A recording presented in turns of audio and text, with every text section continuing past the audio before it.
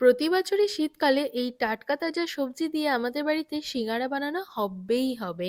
কুকারে হলুদ দিয়ে আলু গাজর বিনসটা সিদ্ধ করতে দেওয়া হলো।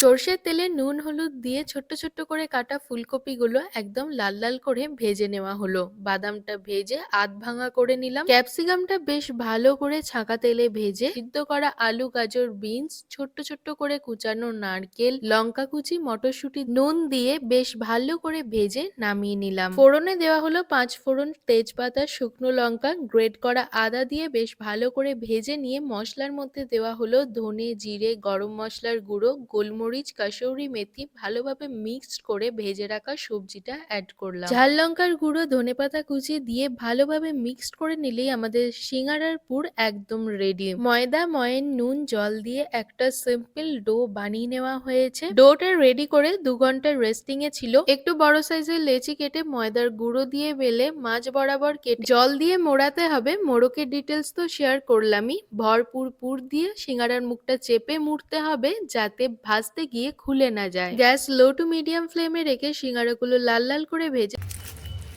সার্ভ করলাম টমেটো সসের সাথে।